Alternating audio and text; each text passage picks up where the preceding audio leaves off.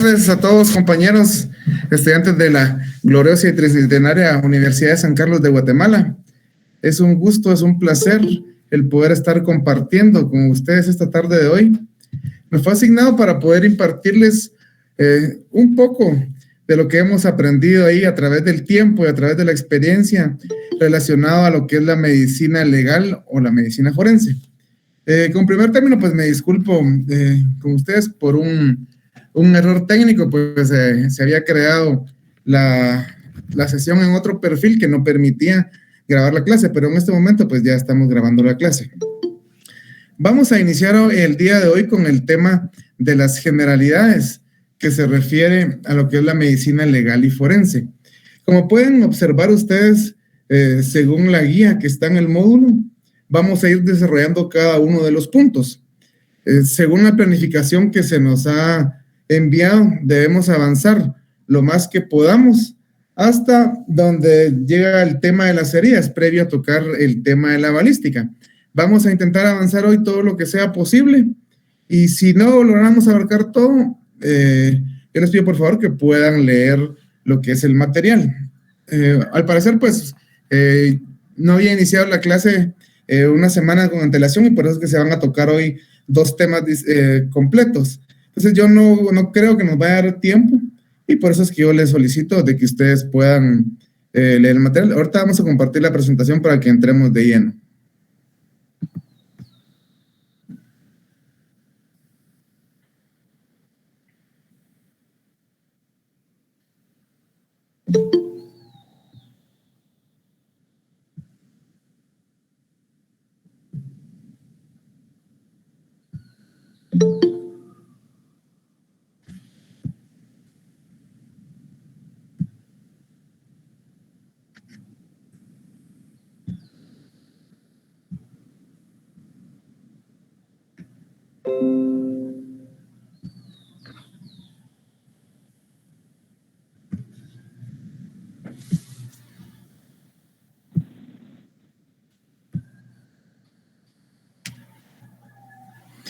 Bueno, vamos a iniciar entonces con el tema de las generalidades de la medicina forense y legal. Lo importante aquí en esta clase es que vamos a tocar no solamente lo que son temas médicos, sino que también vamos a ir mezclando, vamos a ir añadiendo lo que son también términos legales, y también vamos a conocer algunos artículos relacionados tanto al Código Procesal Penal como el Código Penal guatemalteco. Tenemos que la medicina legal o forense recibe ciertos sinónimos. Estos son la medicina legal, la medicina jurídica, medicina del derecho o bien la jurisprudencia médica. Esto se refiere debido a que, como ya bien lo comenté, la medicina forense refiere tanto procedimientos médicos como también procedimientos legales. Así que no hay ningún problema si durante la exposición alguno de ustedes me puede interrumpir. Si desea aportar algo, si tiene alguna duda, no hay ningún problema. Vamos a iniciar con determinados términos para que podamos ir desglosando esa terminología. Tenemos lo que es el término forense.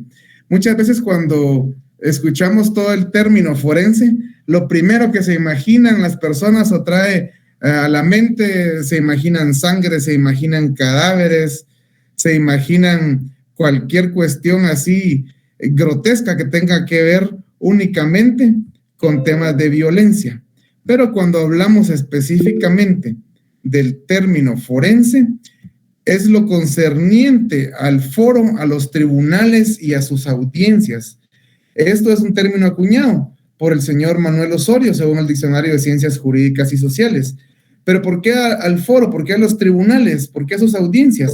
Porque durante el desarrollo del trabajo de una persona que labora como médico forense, al finalizar cualquier tipo de procedimientos y dependiendo del avance jurídico del caso, puede llegar a lo que es un debate oral y público, que es una de las fases del proceso penal guatemalteco, y ahí va a llegar a emitir o básicamente a lo que es a ratificar, ampliar o modificar su informe médico forense. ¿Y por qué el foro? Porque Se dice así porque es un aforo de personas que están dentro de un recinto, ya que muchas de estas audiencias tienen carácter público.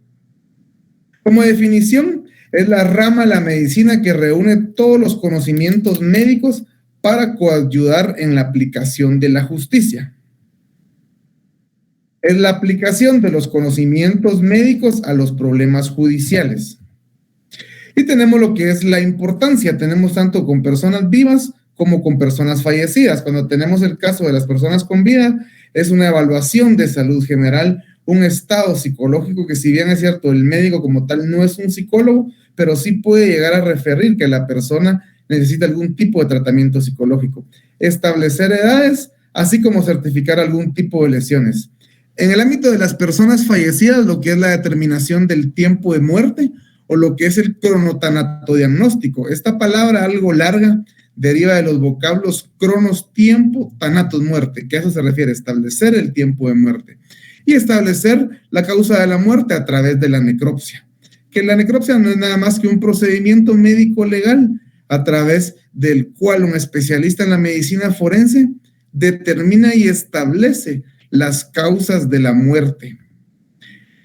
Otra de las importancias de la medicina forense es para el juzgador o bien para el juez, que es la persona que va a tomar la decisión derivado de las peticiones que se hace tanto el fiscal del Ministerio Público como el abogado defensor, y ya que es de suma importancia porque es para el esclarecimiento de la verdad, ya que le va a explicar detalles de cómo ocurrió o dejó de ocurrir un hecho a través de un peritaje médico legal desde la perspectiva médico-forense. Obviamente, pues el juzgador, él es de carrera, es abogado, entonces él no tiene unos conocimientos tan profundos de lo que es la medicina forense y coayuda el médico porque él sí va a saber interpretar lo que realmente pudo ocurrir para que así el juez lo pueda tener claro. Aún así, en la audiencia de debate oral y público, cuando se da el interrogatorio, si hay algún término que alguna de las partes o los sujetos procesales no comprendan, pueden venir y lo que es interrogar al médico forense, que en ese momento está ofrecido como un perito. El fiscal del Ministerio Público, que es a través de los dictámenes forenses, los orientan a dirigir la investigación, poder encontrar evidencias científicas para demostrar los hechos y encontrar al responsable. Esto es de muchísima importancia también para el señor fiscal, ya que derivado de las conclusiones que se puedan emitir en un dictamen o bien una opinión en un informe médico, él va a saber a dónde dirigir la investigación, sabe con qué elementos de convicción cuenta para poder así hacer los requerimientos necesarios ante un juez, ya sea una orden de aprehensión, ya sea desestimar un caso, dependiendo qué rumbo pueda tomar el presente caso. Y el abogado litigante, que le permite interpretar los peritajes realizados para sustentar adecuadamente la defensa de sus patrocinados. No siempre un peritaje de un médico forense va a ir orientado a que pueda ejercerse algún tipo de responsabilidad penal sancionatoria para una persona. Puede ser hasta cierto punto como algo de descargo que le puede servir al abogado litigante para que a su cliente ya no se le pueda seguir persiguiendo por algún delito que el Ministerio Público quisiera en su momento oportuno haberlo acusado. Tenemos al legislador, que es informar, orientar y proporciona evidencia y coayuda con los legisladores para regular aspectos médicos que ayudan a resolver problemas legales y mejorar la justicia. Un ejemplo perfecto que yo les puedo dar en este caso es la ley de femicidio, donde regula específicamente lo que es la violencia física, que nos establece ese tipo de violencia que fue legislada y fue siempre con asesoría de personal médico forense que les puede orientar qué tipo de lesiones se pueden buscar en este caso. El médico tratante, que es el que permite orientar sus tratamientos, fortalecer recuperaciones y mejorar la calidad de las personas en general, ya que brinda la oportunidad de contar con referencia de expertos en la materia. Tenemos a la sociedad guatemalteca en este caso, que permite estudiar al individuo y aportar con sus acciones a la justicia, siendo el bien común el principal pilar de una actuación para el Estado y tener una vida plena en general. Y con el ordenamiento jurídico, aquí pues vamos a mencionar específicamente cuál es la importancia para el ordenamiento jurídico o bien las ramas del derecho. Tenemos como primer punto lo que es el derecho penal, tenemos el derecho civil y también tenemos el derecho laboral. Con el derecho penal se va a relacionar ya que le va a servir como un medio de convicción en su momento procesal oportuno. Así también en una audiencia de ofrecimiento, que es otra de las fases del proceso penal, se puede, valga la redundancia, ofrecer como un medio documental el peritaje del médico forense y bien como una declaración testimonial, lo que es la declaración del médico forense que va a ir a ratificar, a modificar o a ampliar su dictamen ante un tribunal.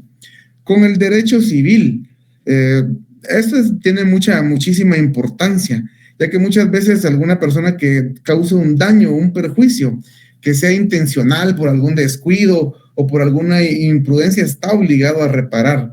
Y a través de un informe médico forense se va a establecer para algún tipo de reparación civil este tema del derecho civil. Con el derecho laboral, aquí es bastante importante, ya que muchas veces se pueden presentar expertos que se pronuncien o ellos hagan algún tipo de informe sobre incapacidades para laborar para una persona a través de una patología, por una enfermedad, o que se pueda justificar una inasistencia a laborar. Tenemos lo que son las ramas de la medicina forense, que abarca diversos conocimientos en áreas o ramas que tienen contenido y cobertura en ciencias médicas y biológicas, dependiendo del caso en concreto, y siendo algunas de las siguientes. Tenemos lo que es la anatomía, que es la ciencia que estudia la estructura, forma y relaciones de las diferentes partes del cuerpo en los seres vivos. Tenemos la fisiología, que es la ciencia que estudia las funciones del ser humano en ausencia de la enfermedad y patologías. Tenemos lo que es la patología, que se encarga del estudio de las enfermedades. Tenemos la química, que es la ciencia que estudia la composición y las propiedades de la materia, además de las transformaciones que experimentan. La toxicología, ciencia que estudia la manera en que los venenos naturales o sintéticos producen efectos nocivos en los organismos vivos. Es por esto que muchas veces en la necropsia médico-legal se toman muestras de muchas veces de jugo gástrico, de humor vítreo o cualquier otro fluido biológico corporal que el médico forense considera que puede mandarse a un laboratorio para que ahí puedan establecer si la persona ha ingerido algún tipo de veneno que le causara la muerte. Obstetricia, que se especializa en la atención de las mujeres durante el embarazo y el parto, así como el diagnóstico y tratamiento de enfermedades de los órganos reproductores femeninos. La psiquiatría, que trabaja en el estudio, prevención y diagnóstico de los trastornos mentales y principalmente también lo que es el tratamiento. La traumatología forense, que es la que se dedica al diagnóstico, descripción, clasificación, valoración y pronóstico de las lesiones bajo circunstancias presuntamente delictivas. Conforme vayamos avanzando en el curso, vamos a ver más detenidamente todo el tema de la traumatología, vamos a ver todo el tipo de lesiones, heridas por arma de fuego, heridas por arma blanca. Y la tanatología forense, eso es algo bastante importante en nuestra clase, que estudia la evolución de los fenómenos cadavéricos y todas sus circunstancias, así como las técnicas de conservación del cadáver. Básicamente es parte de lo que hablamos del cronotanatodiagnóstico, cronos tiempo, thanatos muerte. Vamos a establecer la evolución de los fenómenos y cuánto tiempo lleva fallecido esa persona a través de las fases. Hay varias fases de putrefacción, podemos mencionar algunas, la maceración, la corificación, la saponificación, la reducción esquelética, el periodo licuefactivo, podemos mencionar la corificación. Vamos a ir conociendo a detalle cada uno de ellos. Tenemos la sexología forense, que estudia la estructura y función de los órganos sexuales, así como la conducta sexual de las personas. Se utilizan pericias relacionadas con la libertad sexual. Tenemos aquí un poco de la historia de la medicina forense. Vamos a tocar a grandes rasgos este tema y también vamos a ver la historia de la medicina forense en Guatemala. Lo que tenemos de antecedentes de la historia de la medicina forense es que esta inicia en Mesopotamia, en lo que es el siglo XVIII antes de Cristo, Y lo que reflejó en esta época es que sí habían unos tratados médicos que iniciaban a tocar el tema de los honorarios médicos y ya empezaban a fundamentarse en cuestiones de responsabilidad y sobre todo indemnizaciones por las lesiones. Tenemos como segundo paso en la historia de la medicina forense lo que es Egipto, que es en el año 3000 antes de Cristo. Y los datos de mayor interés que tenemos en Egipto es que ellos diseñaron y crearon o lograron ubicar técnicas de conservación de cadáver, lo que es el embalsamiento. Ellos lo hacían más que nada con una finalidad religiosa, pero ellos suponen que también iniciaron aquí los campos de la tanatología. El siguiente que tenemos en la línea de tiempo es Israel, que lo que sucedió con los israelitas es que ellos tenían muchas veces temas de obligaciones relacionadas con la actividad sexual, que meramente costumbres, y así como también causas médicas de la nulidad y el matrimonio y el divorcio. Con respecto a China, hay un hecho muy importante, que ellos crearon un texto que se llamaba la compilación de la reparación de las injusticias, que este se considera que es el primer compendio exclusivo relacionado a materia de medicina legal. Muy importante y bastante interesante este texto. Tenemos a India, que lo más importante y lo que mayor interés es que ellos ya le dieron algún tipo de valoración a las lesiones y también ellos ya empezaron con el tema de la penología, porque ellos empezaron a señalar determinadas penas. Una de las primeras penas que ellos idearon es que por el adulterio daban lo que es la amputación de la nariz. Luego tenemos lo que son las culturas clásicas, que ahí tenemos a lo que es Grecia y tenemos a Roma. Cuando hablamos del tema de Grecia, es que ahí hubo mucha larga influencia en la actualidad y lo que es el tema del juramento hipocrático. Y aquí ellos empezaron a hacer lo que es el análisis y el estudio en el tema de los venenos o lo que es la toxicología forense. En la cultura romana se encuentran más o menos lo que son referencias legislativas. Ellos ya empezaban a tener algún tipo de ley y ellos ya restringían el uso de los venenos porque ya había un conocimiento previo que tenían a través de los griegos y ellos también ya empezaron a legislar lo que es el tema de la reparación digna por las lesiones. Tenemos lo que es la Edad Media de la medicina forense. Aquí hay varios países que tienen participación en este tema. Tenemos a Alemania, tenemos a Italia, tenemos a España, tenemos a Francia. Cuando nos referimos específicamente a lo que es el país de España, ellos ya tenían diversos textos legales que ocupaban de ciertos temas mediáticos que ya relacionaban la medicina forense con el derecho. Y lo del resto de los países también tenían varios aportes.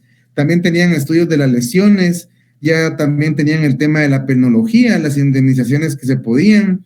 También tenían lo que son lesiones como el castigo, ellos ya empezaron a implementar los azotes.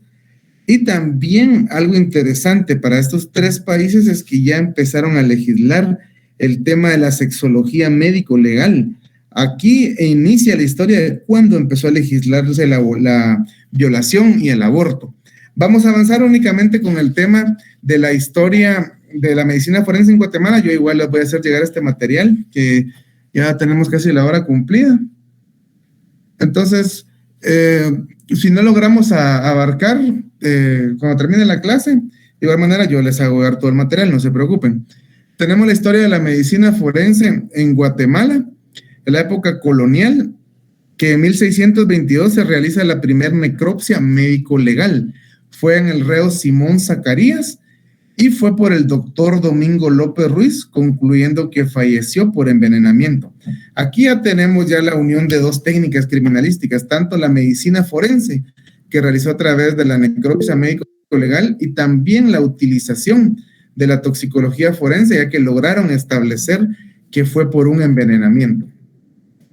Seguimos igual denominando la época colonial de la medicina forense en Guatemala, y en el año de 1750, en el campo específico de la psiquiatría forense, se realizó la primera evaluación de salud mental a una persona de nombre Sebastián de Becerra. Aquí inicia la historia de la psiquiatría forense en Guatemala, que es parte de la medicina forense, como ya lo habíamos comentado. Siempre en la época colonial, en 1773, don José Felipe Flores fue nombrado protomédico. Él básicamente era el encargado de realizar un tipo de colegiación a todas las demás personas que pudieran graduarse como médico, o bien poder darles un tipo de especificación o especialización en la materia que ellos se versaban. Lo interesante de él es que él inventó unos maniquíes anatómicos.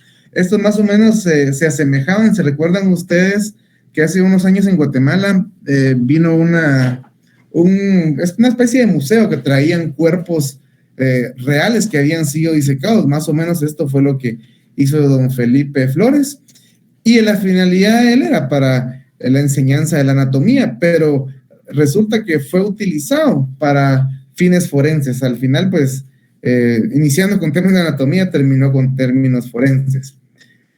Luego, al finales del siglo XVIII y a principios del siglo XIX, se le consideró fundador de la medicina legal en Guatemala al doctor Narciso Esparragosa. Él construyó el primer anfiteatro anatómico en el Hospital San Juan de Dios. Anfiteatro también se le ha denominado muchas veces a lo que se conoce como la morgue. Tenemos la época colonial, que en 1840 se creó la Facultad de Medicina en la Universidad de San Carlos de Guatemala, y 2 años después se inició a estudiar la cátedra de medicina forense, donde empezó el estudio vinculativo relacionado a la investigación, el derecho y la salud. En este momento fue que ya empieza a impartirse la medicina forense. Vean un dato muy interesante. Ya tenemos la época moderna. Ese es un personaje que todavía muchos lograron conocerlo. Se consideró como maestro iniciador de la moderna medicina forense. Él es el doctor Carlos Federico Mora. Él fungió mucho tiempo como jefe del servicio médico forense. Con antelación, el servicio médico forense estaba a cargo del organismo judicial de Guatemala. También en su momento oportuno, el Ministerio Público también tuvo un servicio médico forense. También ellos hacían peritajes que les servían a los fiscales.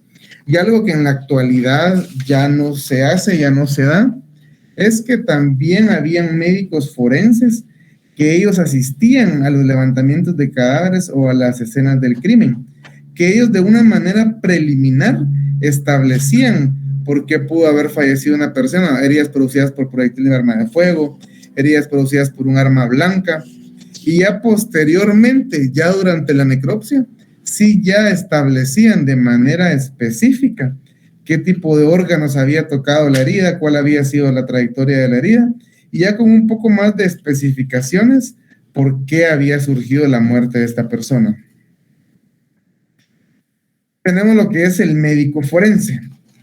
Es el profesional de la medicina que por orden del Ministerio Público, juez o un tribunal efectúa diferentes tipos de peritaciones.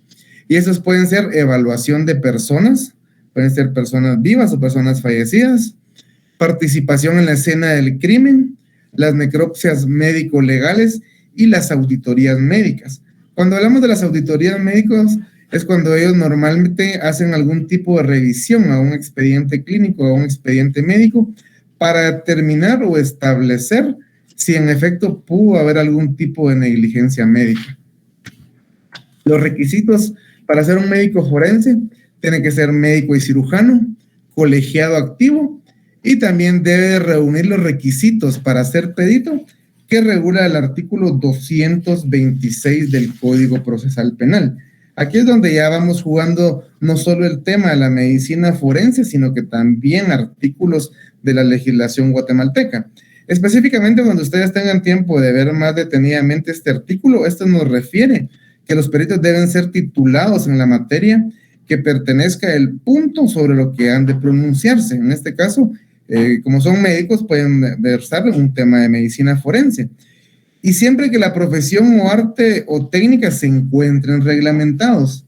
Muchas veces es un obstáculo, por así decirlo, no insuperable, porque así también se le puede denominar, porque pueden haber alguna rama de alguna pericia que no esté regulada con totalidad, pero hay una persona que tenga los conocimientos, sí se le puede designar o habilitar como un perito. Estos son requisitos en general. Podemos mencionar también requisitos administrativos o requisitos laborales, que ya son los específicos que nos va a regular, por ejemplo, el INASIF, para las personas que quieran aplicar algún tipo de plaza.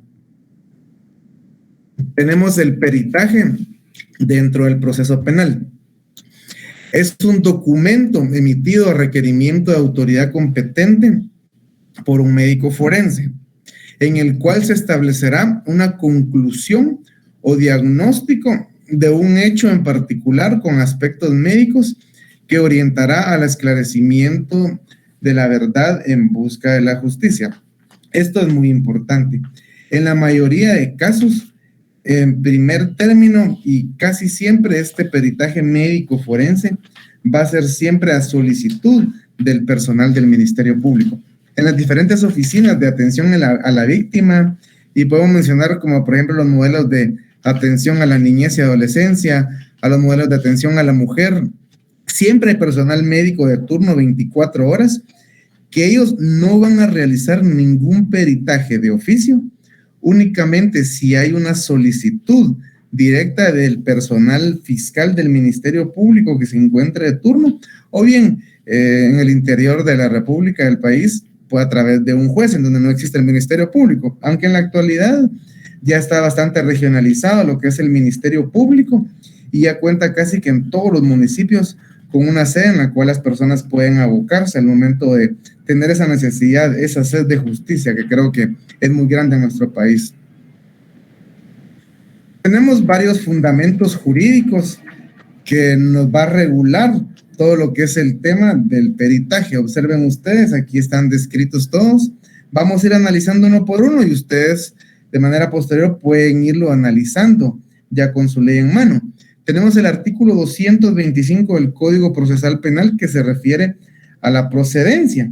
Es lo que veníamos hablando, que ya sea el Ministerio Público o un tribunal, un juez, puede ordenar o pedir de oficio a algún médico forense para que pueda emitir este famoso dictamen o este famoso peritaje para poder obtener, valorar o explicar algún elemento de prueba, algún elemento de convicción que le pueda ser útil en alguna ciencia o arte, en este caso específicamente la medicina forense, para poder así coayudar y establecer si en efecto hay algún tipo de delito. Tenemos el artículo 226 del Código Procesal Penal, lo que es la calidad, que refiere a que los peritos deben ser titulados en la materia, lo que establecíamos, que debe ser un médico y cirujano, y que debe pertenecer el punto sobre el que verse, que debe pronunciarse. O podemos mencionar que esto es un tipo de idoneidad que debe de tener el médico forense. Tenemos el artículo 227 del Código Procesal Penal, que es la obligatoriedad del cargo. Y esta persona, pues, se le hace un tipo de designación como perito, que él está obligado a aceptar y desempeñar fielmente a su cargo, específicamente porque trabaja para alguna institución pública, salvo que tuviera algún tipo de impedimento. Específicamente el impedimento se regula en los artículos, o en el artículo 228 del Código Procesal Penal. Ahí nos regula varios, si no mal recuerdo, es quienes no gocen de sus facultades mentales o volitivas, los que puedan abstenerse de declarar como testigos, o quienes hayan sido testigos del hecho objeto del procedimiento, o sea, no pueden ser peritos ni pueden ser testigos en un mismo caso, los inhabilitados en la ciencia, en la técnica, o que el médico haya sido inhabilitado por algún mal procedimiento que haya realizado, ya no puede llenar la calidad de este perito, y que haya sido designado como consultor técnico en el mismo procedimiento. Esta figura del consultor técnico normalmente es utilizado por los abogados defensores y su nombre mismo pues nos dice cuál va a ser su función. Va a ser una consulta técnica que los abogados van a realizar para que él también pueda analizar los peritajes y así poder establecer si en efecto la persona que realizó el peritaje llenó todos los procedimientos legales y técnicos para que sí pueda tener una adecuada aceptabilidad durante un debate oral y público. Tenemos el artículo 229 del Código Procesal Penal, que son las excusas o recusaciones, y eso son causas legales que son las mismas que nos van a establecer para los jueces. Podemos mencionar que el médico forense tenga algún tipo de amistad o enemistad ya sea con el acusado o con la víctima, cualquier persona sobre cuál le haya hecho el peritaje, porque va a tener algún interés directo. Si es enemigo, pues va a querer hasta cierto punto dañarlo, y si es amigo, va a querer favorecerlo. Entonces, por eso es que es una excusa, una recusación. Cuando hablamos de una excusa es porque él de oficio va a manifestar que él no puede seguir conociendo el caso por alguna de estas cuestiones. Y cuando menciona lo que es una recusación, es una figura jurídica en cualquiera de los sujetos procesales, va a hacerle conocimiento que él no puede seguir conociendo en virtud de que se ha enterado que existe una causa justa. Esa es la diferencia. Excusa, él decide no seguir, y la recusación le solicitan no seguir conociendo el proceso. Tenemos por último el artículo 230 del Código Procesal Penal, que nos refiere a lo que es la orden del peritaje, que el Ministerio Público que lleva o conduce la investigación, o bien el juez que controla la investigación, en el caso de una prueba anticipada, él puede determinar el número de peritos que deben intervenir y los designará pues según la importancia del caso o la complejidad. Muchas veces yo me he percatado que el Ministerio Público ofrece un montón de peritos, pero muchas veces van a haber también peritajes que no son concluyentes, o bien que no nos van a aportar una mayor información a lo que vamos a necesitar durante nuestro debate oral y público, y pues, o sea, puede cambiar el orden para que primero rindan su declaración los que se consideran más importantes, o bien que se pueda renunciar y dejar afuera los que en su momento pues no nos van a aportar nada, para que el juez pueda valorar y así tomar algún tipo de decisión para emitir su sentencia, ya sea condenatoria o absolutoria. Para los compañeros que de repente no han tenido algún acercamiento con tema de leyes, pues esto es bien fácil, pero lo menciono por si alguien no lo sabe. Cuando hablemos de una sentencia condenatoria es cuando sí lo declaran culpable y le imponen una sanción, ya sea una multa, ya sea una pena de cárcel. Y cuando hablamos del otro tipo de sentencia, la absolutoria, es cuando se establece a través de un tribunal o bien a través de un juez unipersonal que la persona es inocente. Cuando hablamos de un tribunal, se refiere a que son 3 jueces colegiados. Esto es para delitos de mayor impacto, y cuando yo les menciono el juez unipersonal, son para delitos menores o delitos de menos impacto que no necesita que se conforme un tribunal, y que el debate oral y público puede llevarse únicamente con un juez. También puede ser a través de una vía que se conoce como el procedimiento abreviado, que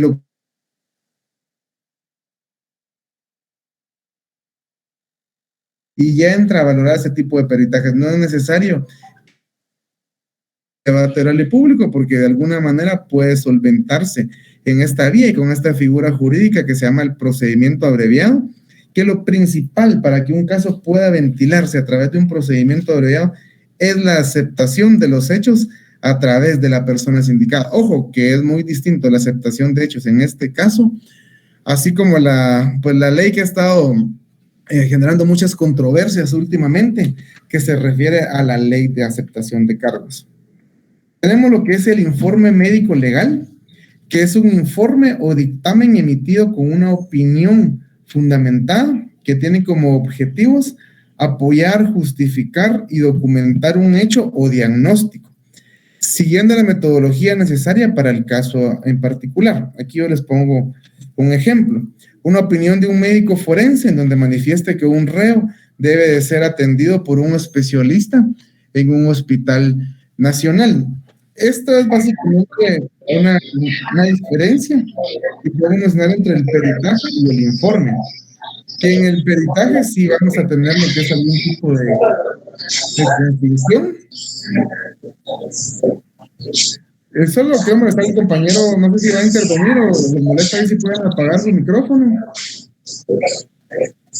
Y también el informe únicamente es relacionado a una opinión.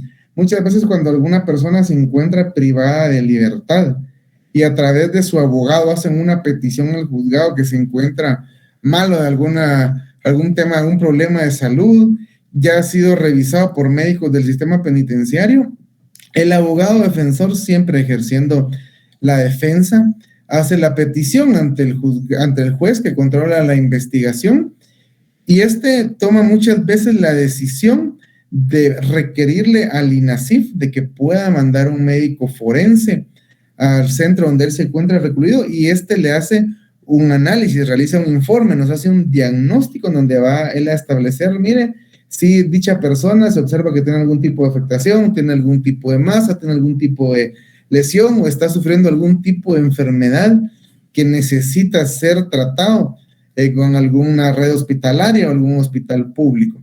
Esto va a ser meramente orientativo, como una opinión, y no va a tener una mayor relevancia o un mayor peso para poder constituirse como un medio de prueba en un debate oral y público. Algo que quiero traer a colación ahorita que mencionamos la palabra prueba.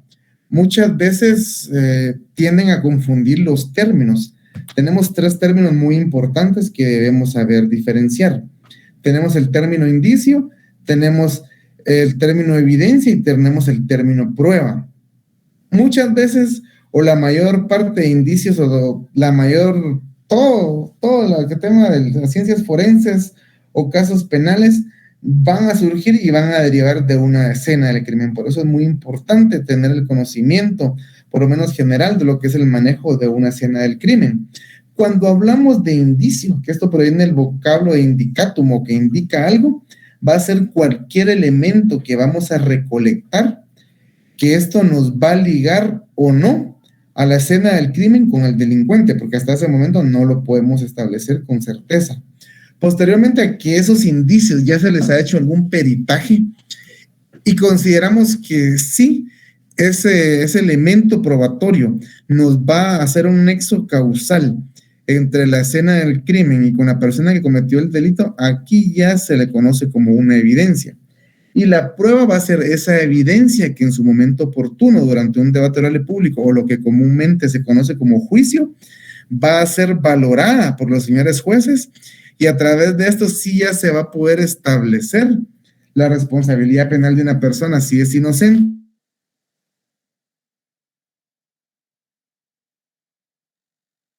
Tenemos lo que es el fundamento jurídico también de un informe legal. Esto lo regula el artículo 234 del Código Procesal Penal. Yo les pido, por favor, que cuando ustedes tengan un tiempo, se den también a la tarea de que puedan revisar todos estos artículos que se refiere en el Código Procesal Penal, ya que es muy importante que ustedes tengan el conocimiento, como bien lo repetía, no solo de procedimientos que algo de medicina forense, sino que también su relación con los términos legales. Por eso vuelvo y repito, por eso es que el nombre del curso es Medicina Legal y Forense, ya que no nos vamos a atañir únicamente a ver temas prácticos de medicina forense. Tenemos las partes de un informe forense. Ojo con esto es bastante importante y tiende a ser muy analizado. Cuando hablamos de un informe médico legal, tenemos lo que es un preámbulo, que son los datos generales del evaluado. Aquí vamos a especificar lo que es el nombre, la edad, el sexo, la dirección donde se está realizando, y si el acusado, si la persona es acusada o es una víctima, quién emite el informe, la fecha de peritación y quién lo solicitó, si fue el Ministerio Público o si bien fue personal del organismo judicial.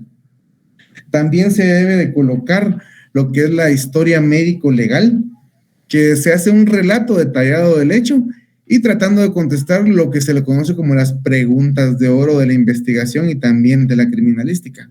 El cuándo, quién, qué, con qué, cómo, por qué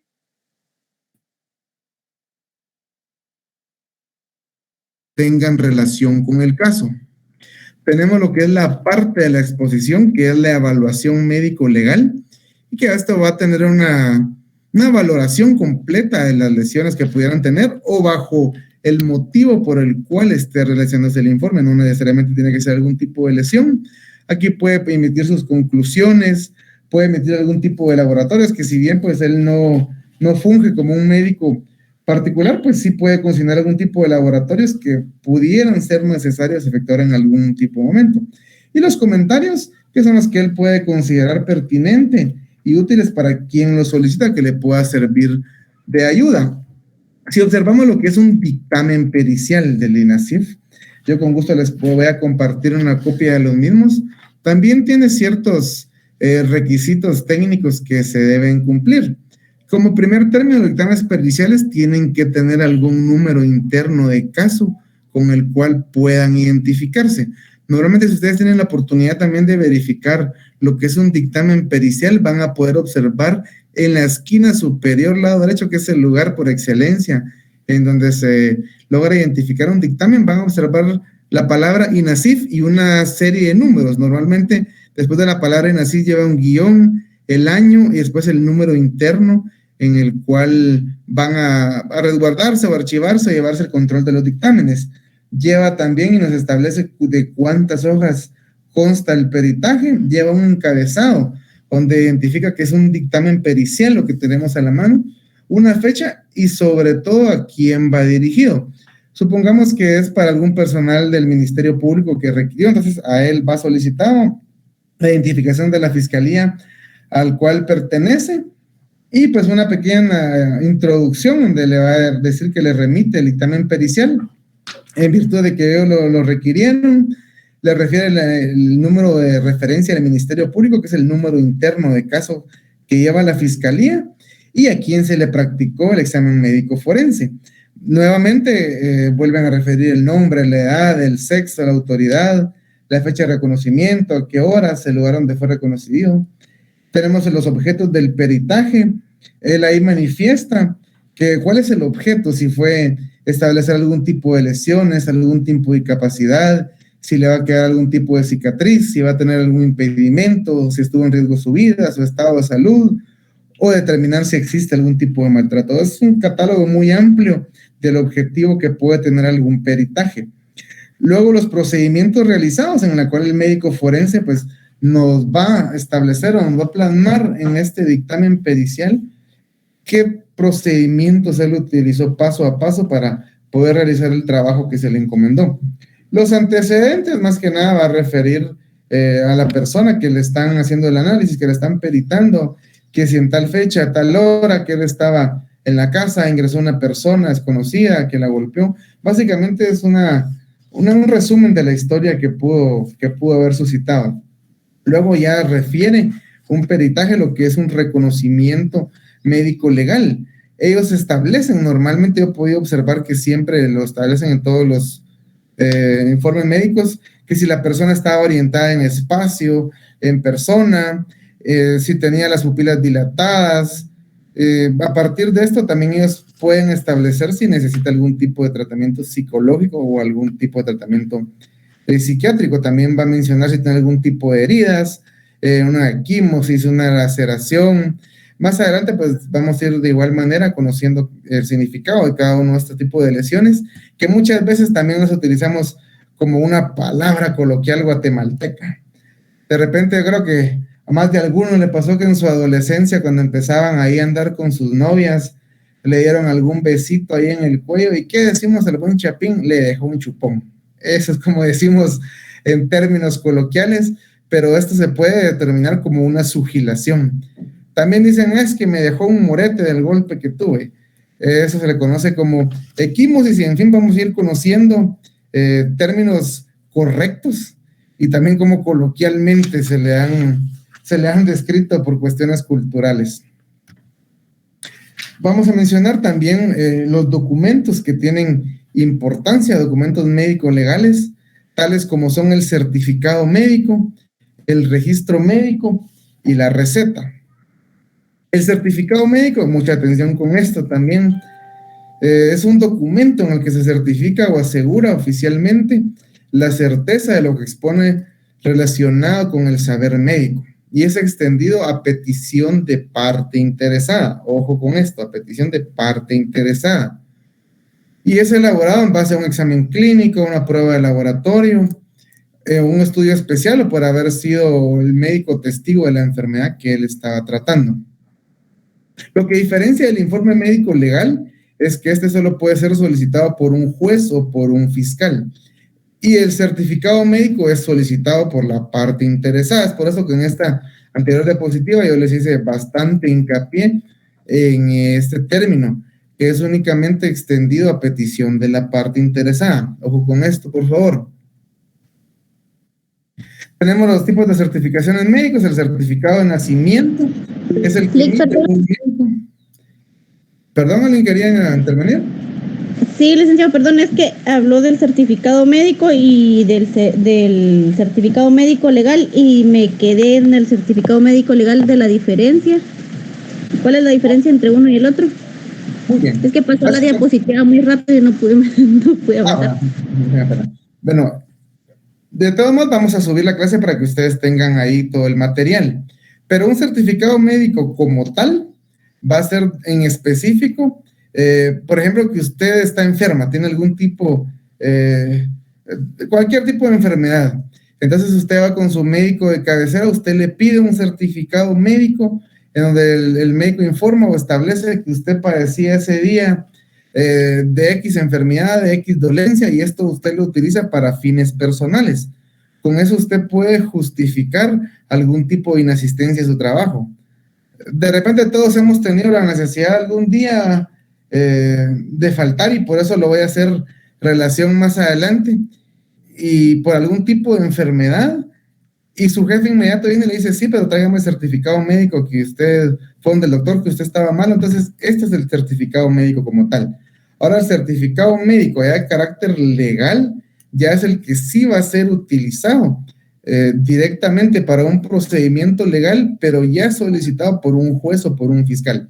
Aclaro que este certificado médico, que esa solicitud de parte, también puede ser utilizado para lo que es un proceso penal. Se me ocurre en este momento un caso que yo tuve a bien conocer, que le sucedió a unos amigos. Estaban en unas instalaciones militares, tenían determinados juegos, entre esos el tiro al blanco, con aquellos famosos balines de copa.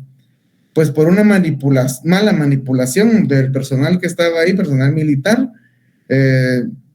por así decirlo, como se dice en términos coloquiales, se le fue un disparo o una mala manipulación, se accionó el arma de fuego por un error, por una negligencia, por una impericia, por una ignorancia, y una de las copas o uno de los balines se le insertó en la parte de arriba de la ceja. En su momento oportuno, pues a él lo atendieron médicamente, le pusieron los puntos, pero al transcurrir del tiempo, él seguía teniendo ciertas molestias en esa área y tenía lo que es un hematoma. Comúnmente el hematoma, y en el lenguaje coloquial le conocemos como el chinchón, para que algunos puedan tener un poco más de conocimiento que es un hematoma.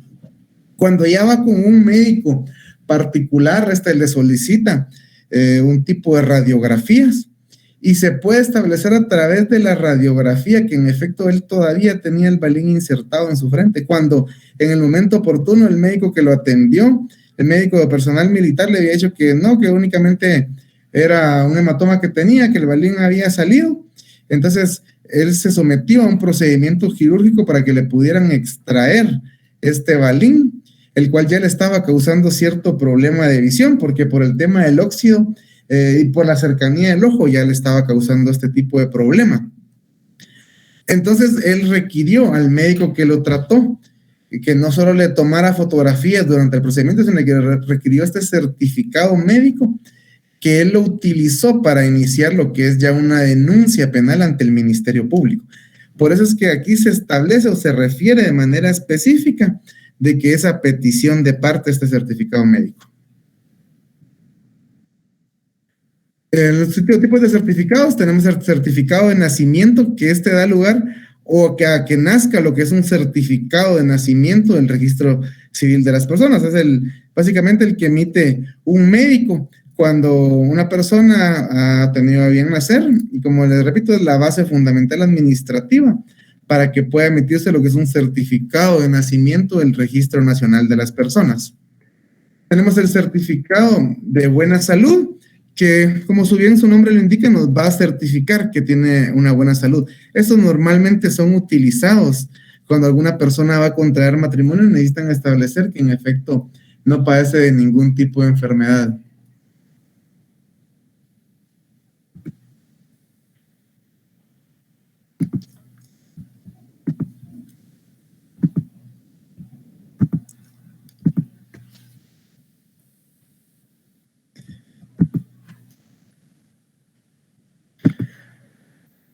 Bueno, compañeros, se nos ha agotado el tiempo. Lastimosamente, pues no pudimos abarcar todos los temas. De igual manera, yo les voy a estar subiendo lo que es el material a la plataforma. También quiero solicitarles, por favor, que en sus usuarios puedan darle cumplimiento a lo que es realizar el reto 1 y 2 de la semana. En virtud de, como se los había comentado en un principio, llevamos un poco de atraso con las clases de una semana. Entonces, por favor, yo les quiero rogar de que puedan hacer estos 2 retos y cualquier duda que puedan tener, igual por los canales respectivos de comunicación, me la pueden hacer saber, no hay ningún problema. Créanme que estoy para servirles y desde ya pueden contar con mi persona. Fue un gusto haber compartido con ustedes y que tengan una feliz tarde. Mucho gusto. Gracias, licenciado. Feliz tarde. Gracias, Lick. Feliz tarde. Muchas gracias. Gracias, Lick. Feliz tarde. Muchas gracias. Feliz tarde.